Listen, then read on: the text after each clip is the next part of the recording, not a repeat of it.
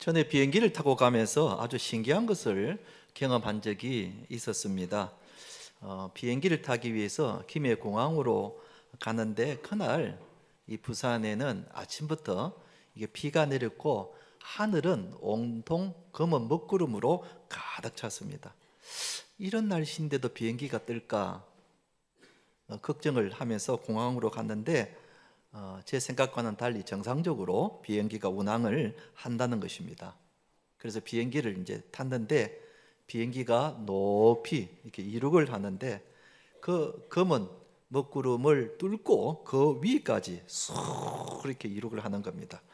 그런데 신기한 것은 그 높은 공중에는 비가 오지 않고 오히려 햇빛이 쨍쨍하고 파란 하늘이 쫙 이렇게 펼쳐져 있는 겁니다. 너무나 신기했습니다. 지금 저 밑에는 비가 오고 있고 먹구름이 잔뜩 껴 있는데 이 높은 곳에 올라오니까 파란 하늘과 그리고 햇빛이 반짝이는 그런 날씨였으니 이야 참 신기하고 이런 세상이 다 있구나. 같은 부산 땅인데도 밑에는 비가 오는데 위에는 햇빛이 쨍쨍한 겁니다.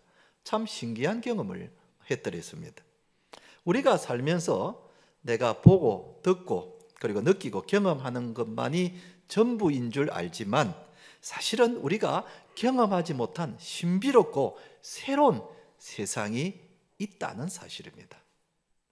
그런데 보이는 세상만 그런 것이 아니라 영적인 세계도 마찬가지입니다. 우리가 경험하지 못한 깊고 신비로운 영적인 세계가 얼마든지 있는 것입니다. 오늘 읽은 이 본문의 내용이 바로 이 신비로운 내용 하나를 소개하고 있습니다.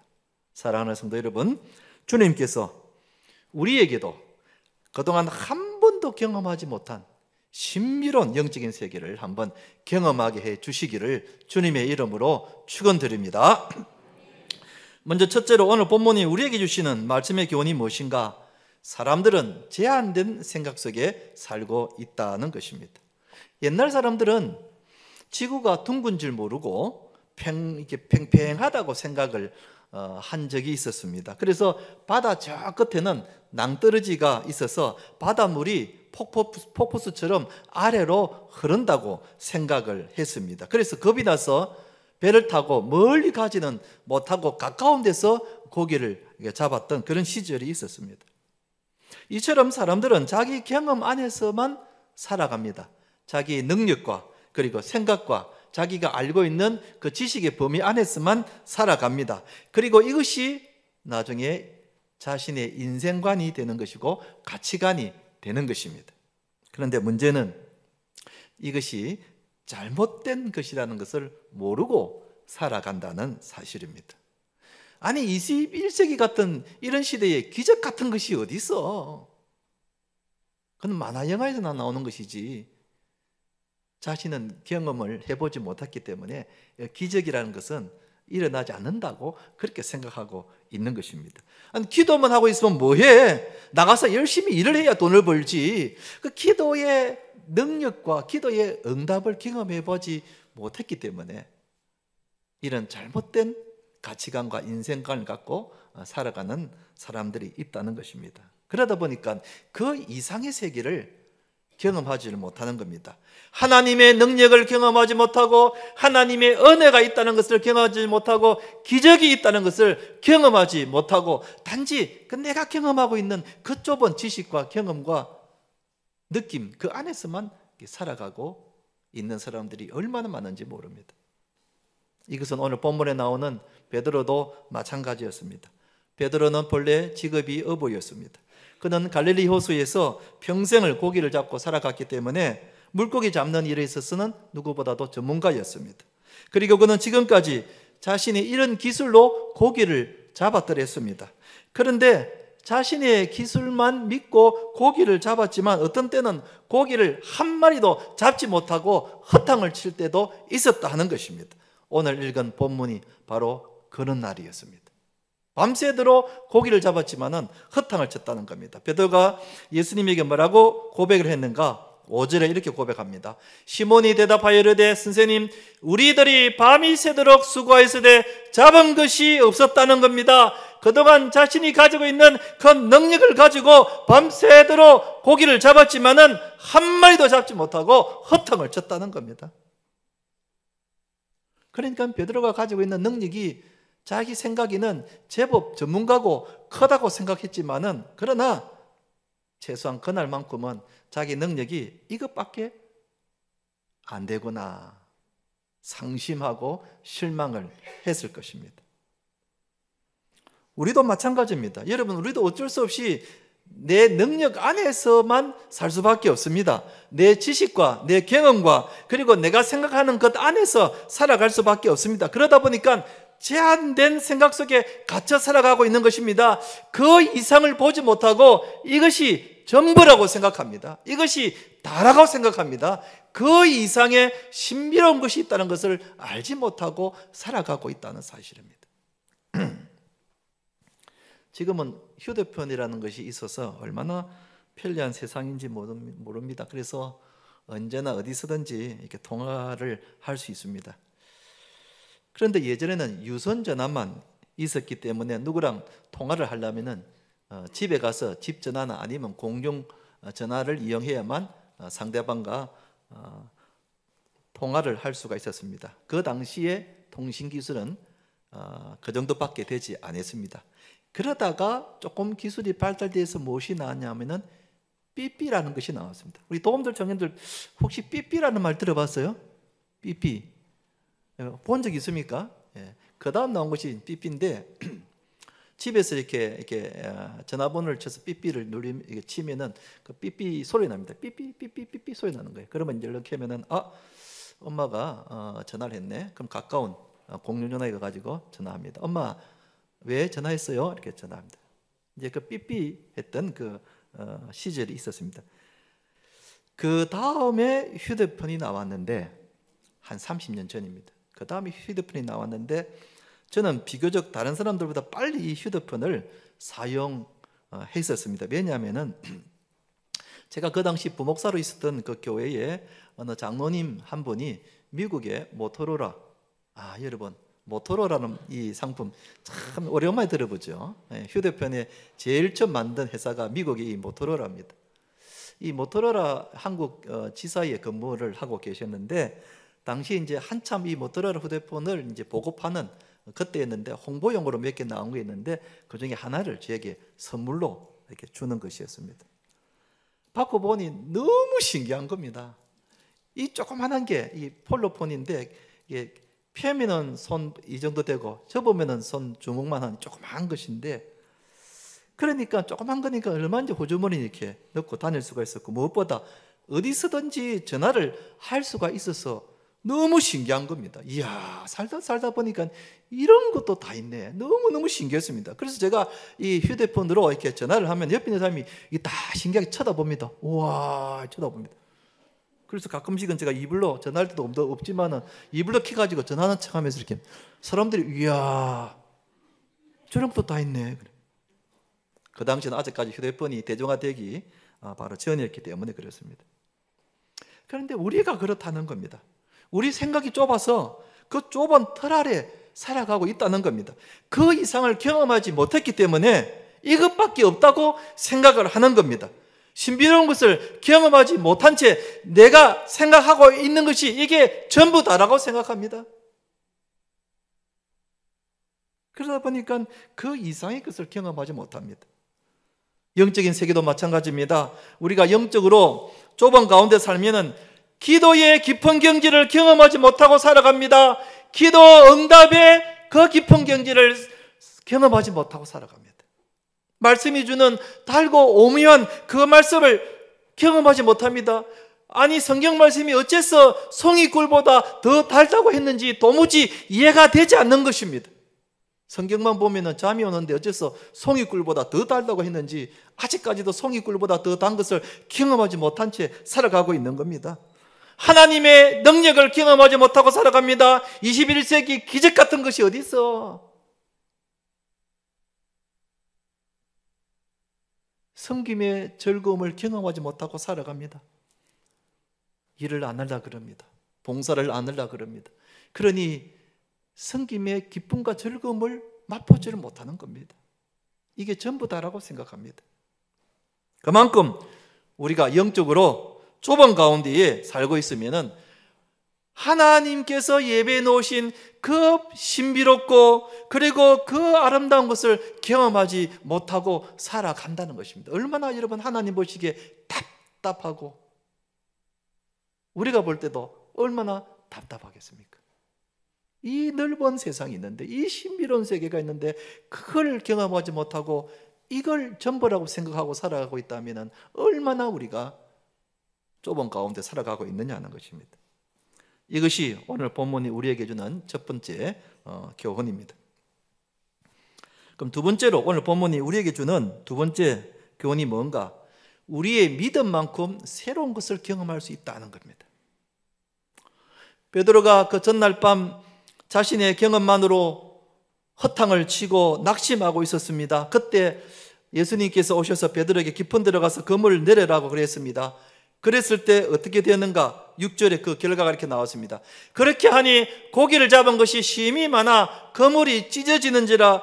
아니 어제 밤 새도록 고기를 잡았을 때는 한 마리도 잡지 못했는데 어째서 이렇게 많은 고기를 잡게 되었는가? 그래서 다른 동무들까지 와서 도와달라고 해서 잡았는데 2배에 가득하게 채웠다는 것입니다. 여러분 이상하지 않습니까? 불과 몇 시간 전만 하더라도 한 마리도 잡지 못했던 그 물고기를 어떻게 했는지 그물이 찢어질 정도로 똑같은 갈릴리 바다에 있는데 어째서 그렇게 많이 잡게 되었는가 궁금하지 않습니까? 여러분에게 퀴즈를 하나 내보겠습니다. 여러분 한번 알아맞혀 보시기 바랍니다. 주님이 어떻게 해서 고기를 그렇게 많이 잡게 해주셨는가? 아니 베드로는 한 마리도 잡지 못했다는데 전문가이지만은 주님은 어떻게 해서 물고기를 그렇게 많이 잡게 해주시는가? 여러분 한번 알아맞혀 보시기 바랍니다. 1번, 모든 것을 아시는 하나님이시기 때문에 하나님 모르시는 게 있습니까? 그러니까 고기 많은 것을 알고 계셨다. 2번, 주권의 하나님이시기 때문에 주님이 휘파람으로 한번 휙 불어서 고기를 한 곳으로 다 불러 모으셨다. 3번, 창조주 주님이시기 때문에 적석에서 물고기를 그 자리에서 만들어 주셨다. 4번, 어쩌다 그래 됐다. 자, 여러분 1, 2, 3, 4번 중에서 4번은 아니겠죠. 몇 번이라고 생각합니까? 궁금하죠? 답하지 마세요. 왜냐하면 저도 모릅니다. 이걸 어떻게 알겠어요? 성경에 안 나와 있는데 저도 잘 모릅니다. 주님이 어떻게 해서 그렇게 많은 고기를 잡게 해주시는지. 그러나 분명한 것은 많은 고기를 잡게 해주셨다는 겁니다. 베드로가 예수님의 말씀을 믿고 배를 타고 가니 물고기를 많이 잡게 되었다는 것입니다. 중요한 것은 베드로가 예수님의 말씀을 믿었다는 것입니다. 말씀을 믿고 순종하여 나겠더니 새로운 것을 경험하게 되었다는 겁니다. 평생 갈릴리에서 고기를 잡았지만 오늘 같은 것은 처음 경험해 보는 겁니다. 세상에 이런 일이 다 있다니. 내가 평생을 갈릴리에서 고기를 잡았지만 이런 날이 없었는데 어떻게 이런 날이 다 있다니. 정말 입이 탁 벌어지는 겁니다.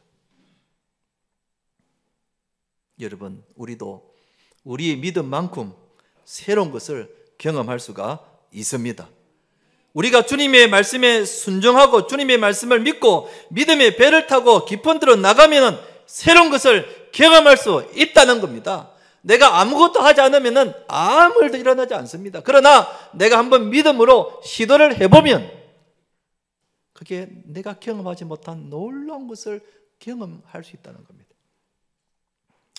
우리 아이들이 어릴 때입니다. 이제 자전거를 타기 시작할 때 그때 처음부터 두발 자전거는 타지를 못했죠. 그래서 그 두발 자전거 타기 전에 그 뒷바퀴에 보조바퀴가 2개 달려 있는 그 자전거를 타기 시작했습니다. 그 자전거는 보조바퀴 있기 때문에 넘어질 염려가 없죠. 그러나 속도를 내지를 못하고 빨리 다니는 그런 속도감은 없습니다. 그러나 넘어지지 않으니까 안전하게 하기 위해서 그 자전거부터 이제 타기 시작했는데 언제부턴가 보조바퀴를 떼고 두발 자전거로 한번 타보기를 한 겁니다. 물론 처음부터 잘 타지는 않았죠. 그래서 제가 뒤에서 잡아주었습니다. 잡아주면서 싹 밀어주었습니다. 그랬더니 조금 가다가 넘어지건 조금 가다가 넘어지건 그게 마음대로 잘 안 되는 겁니다. 그런데 이걸 여러 번 반복을 하자 제가 잡아주지 않아도 이제는 넘어지지 않고 두발 자전거를 잘 타는 겁니다. 이제는 아빠 손 놔도 돼! 딱 그래요. 그러면 두발 자전거를 잘 이렇게 타는 겁니다. 그 후로는 지 마음대로 두발 자전거를 이렇게 타고 다니는 겁니다. 한 번은 검정체육공원은 거기 한번 데려갔더니 거기 자전거 타는 그 코스가 있지 않습니까? 거기서 얼마나 신나게 타는지 이제는 막 두 손 놓고 한번 이렇게 타보려고 그러고 이제 자신감이 있었던 겁니다. 보조바퀴를 떼고 두발 자전거로 한번 시도를 해보니까 이렇게 신난 겁니다. 이렇게 즐겁고 신나더라는 겁니다. 여러분, 우리의 믿음 생활이 그렇습니다. 제자리에 머물지 마시고 머뭇거리지 마시고 한번 믿음 생활을 한번 시도해 보시기 바랍니다. 여러분, 새벽 기도의 깊은 자리에 한번 와 보시기 바랍니다. 거기서 기도의 새로운 것을 한번 경험해 보시기 바랍니다. 새벽 기도하고 나갈 때에는 여러분, 세상이 다 나를 위해서 있는 것 같습니다. 그 마음을 여러분들이 한번 경험해 보시기 바랍니다. 새벽 기도를 마치고 저 문을 나갈 때는 기도가 다 응답된 것 같고 세상이 다 내 것처럼 마음이 평온하고 즐겁습니다. 이런 새로운 것을 한번 경험해 보시라는 겁니다. 여러분, 조용한 시간에 말씀 묵상에 깊이 있는 대로 한번 들어가 보시기 바랍니다. 말씀을 묵상해 보면 말씀이 왜 송이꿀보다 더 달다고 했는지 그 이유를 알게 되는 겁니다. 여러분, 지금까지 아직도 말씀이 왜 송이꿀보다 단지를 경험하지 못했다면 다시 한번 시작해 보시기 바랍니다. 어째서 말씀 묵상이 송이꿀보다 더 달다고 했는가? 말씀을 읽다가 마음에 맞는 그 구절이 딱 왔을 때에 마치 진주를 보는 것 같은 그 감격과 즐거움이 내 마음속에 느끼게 되는 겁니다.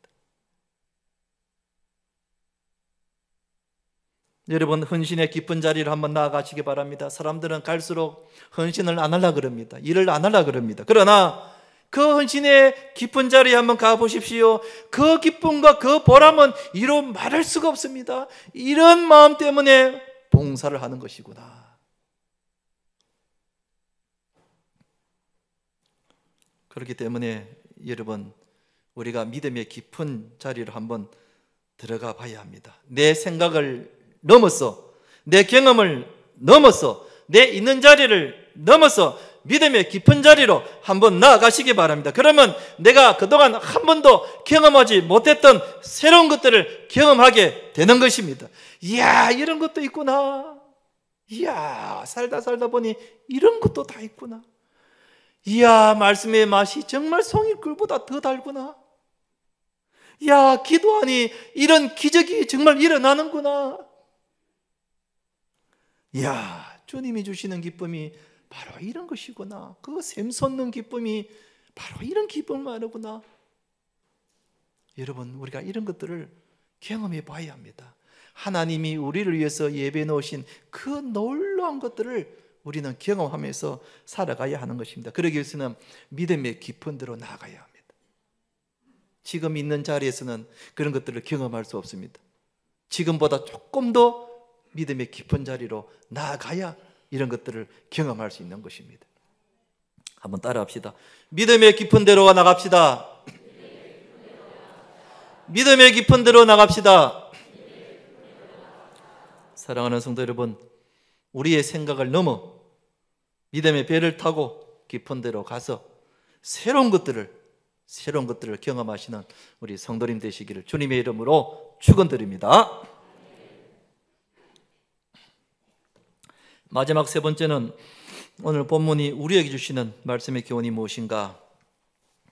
새로운 것을 경험하면 우선순위가 달라진다는 겁니다.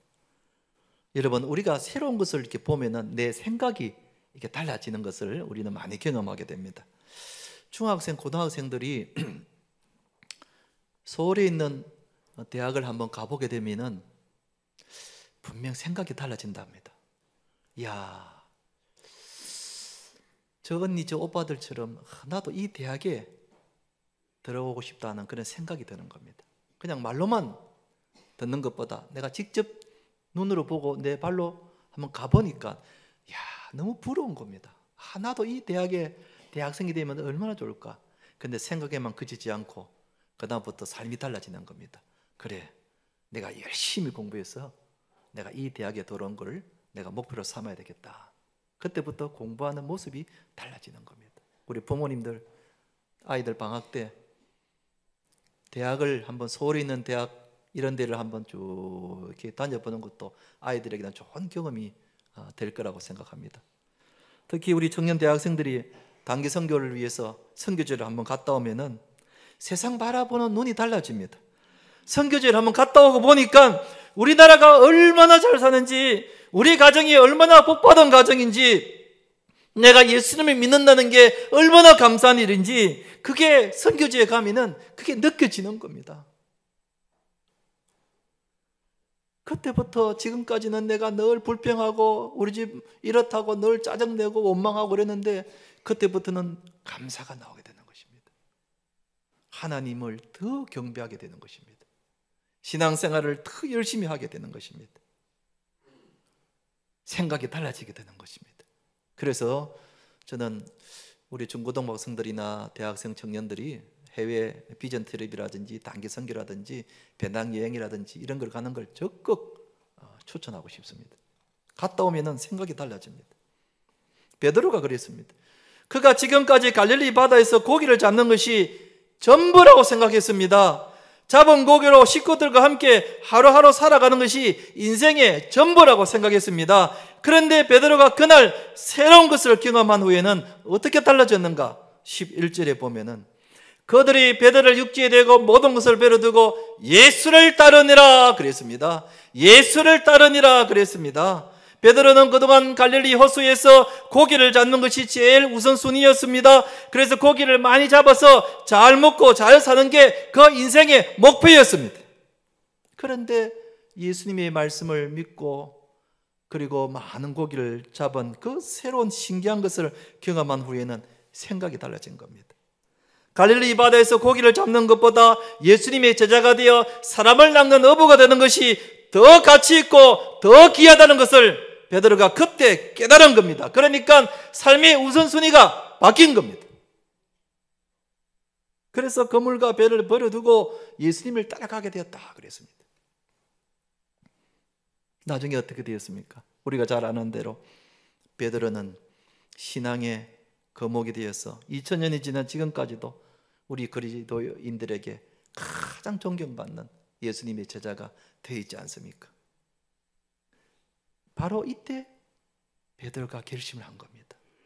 내가 갈릴리 바다에서 평생 물고기를 잡는 것보다 예수님이 제자가 되어서 사람 낳는 어부가 되는 것이 더 가치가 있다는 것을 깨닫고 그의 삶의 우선순위가 바뀐 겁니다. 여러분, 우리도 마찬가지입니다.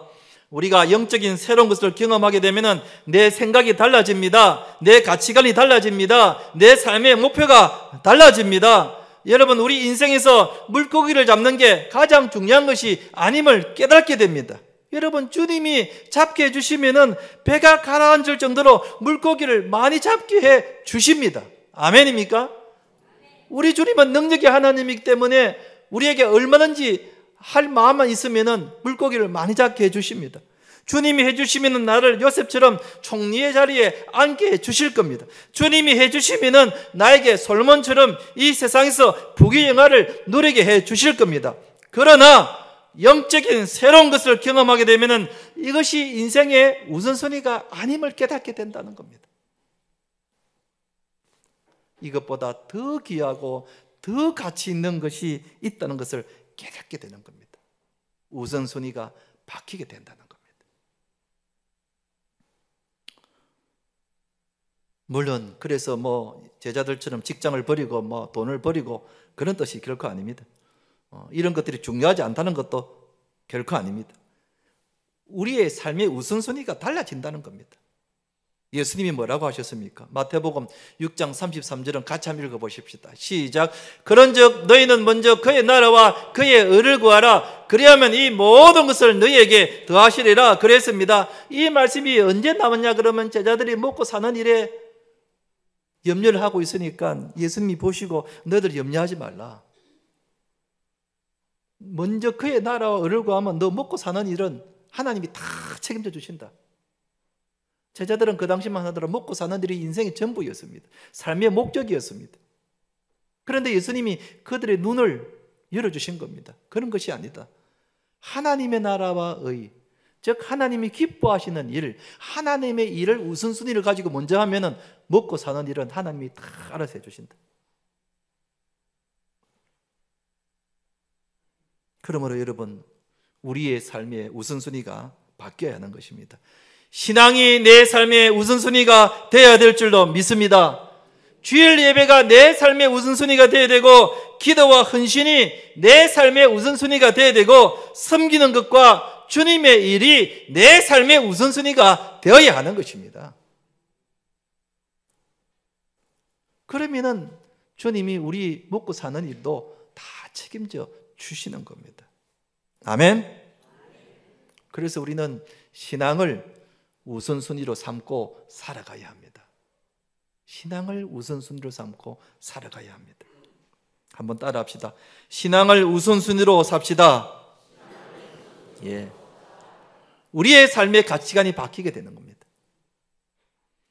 이제 말씀을 맺겠습니다. 사랑하는 성도 여러분, 내 능력만으로는 많은 물고기를 잡을 수 없습니다. 주님의 말씀을 믿고 깊은 데로 나아가야 많은 물고기를 잡을 수 있습니다. 이제 우리가 있는 자리에서 머뭇거리지 마시고 믿음의 배를 타고 더 깊은 자리로 나아가십시다. 그럴 때에 우리는 새롭고 신비로운 것들을 경험하게 될 것이고 우리 눈이 열어지게 되는 것입니다.